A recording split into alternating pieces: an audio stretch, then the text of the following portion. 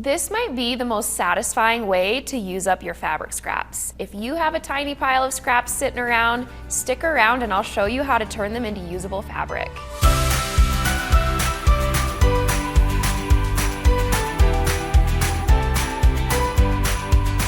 Hi, I'm Tessa with the Grace Company, and today I'm going to show you how to turn your fabric scraps into Crumb fabric, and then how I turned mine into this star quilt. Crumb quilting is basically turning all of those fabric scraps that you really can't use for anything else into usable fabric. Crumb piecing is one of the easiest and most low pressure ways to quilt because there's no pattern you have to follow. No measuring, no need for perfect seams, and very little waste. It's kind of like organized chaos. And honestly, it's one of the best things to do when you just want to sew without thinking. First, you're gonna take 2 random scraps, any shape, and sew them together. Don't overthink color. In the quilt that I made on the cover of this video, I had Halloween fabric next to Christmas fabric, brown next to black, and it really does look good in the end. You don't necessarily need to worry about straight edges, although sometimes I do cut with scissors or a rotary cutter if I need to. Then you can press and keep going.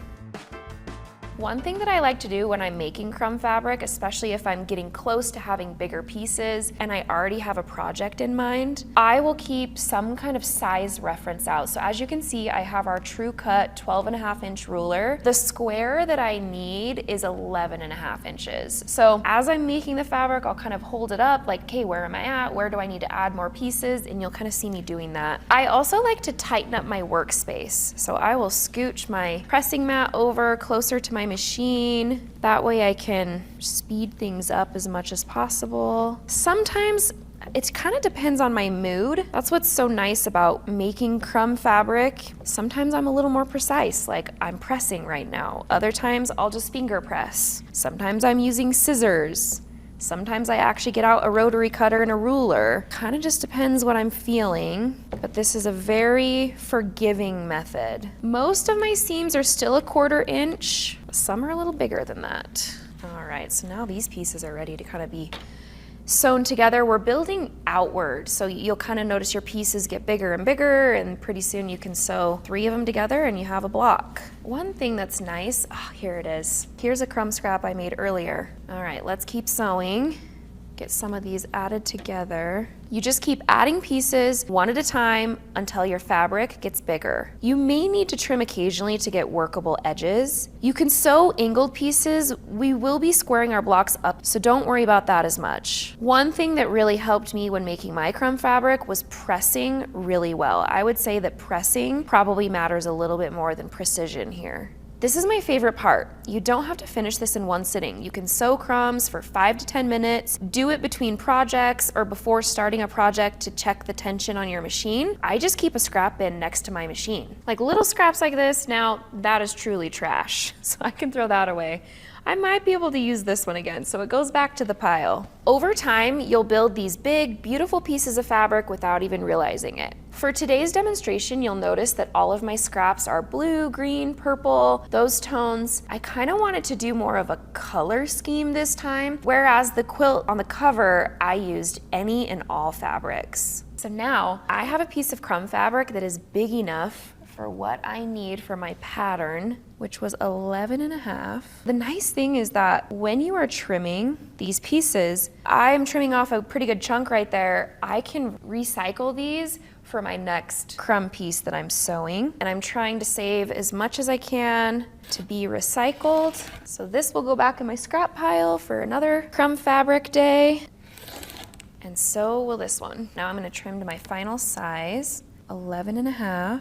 Once you have your crumb fabric, you can essentially use this just like you would regular fabric. For today's video, I designed a star quilt. You can find the free pattern linked in the description below. And also, by the way, subscribing is free.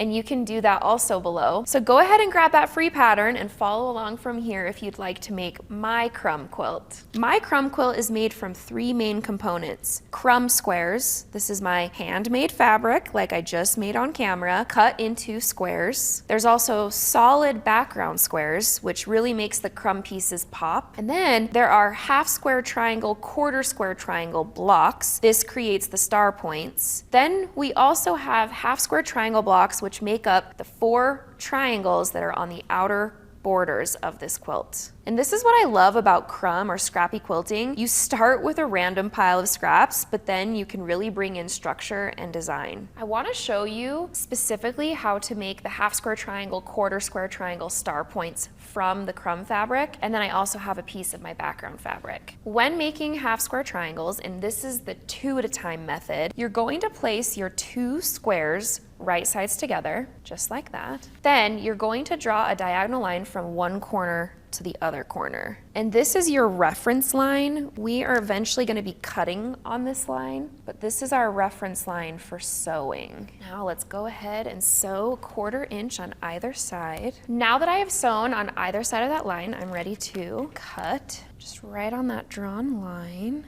And now, as you can see, I have 2 half square triangles. I'm gonna press one of these. Okay, this is the nice thing about not using white background fabric, is I can press towards that purple. So now we're going to turn this half square triangle into quarter square half square triangles. I went ahead and trimmed my oversized half square triangle to 11.5 inches. And then we're just gonna place this right sides together with our other crumb piece of fabric. Again, all of the dimensions for this particular quilt top can be found in the free pattern that's linked below. This is just how I'm using my crumb fabric, but you really can do anything with it. So when making a half square triangle, quarter square triangle, so half of the block is a half square triangle, half is a quarter square triangle, it's a very similar method. We need to draw a diagonal line from corner to corner perpendicular to our existing seam that we just sewed. And I've got my pieces right sides together. And then similar process to the half square triangle, we're just gonna be sewing a 1/4 inch seam on either side of that line. All right, now we can trim on that line.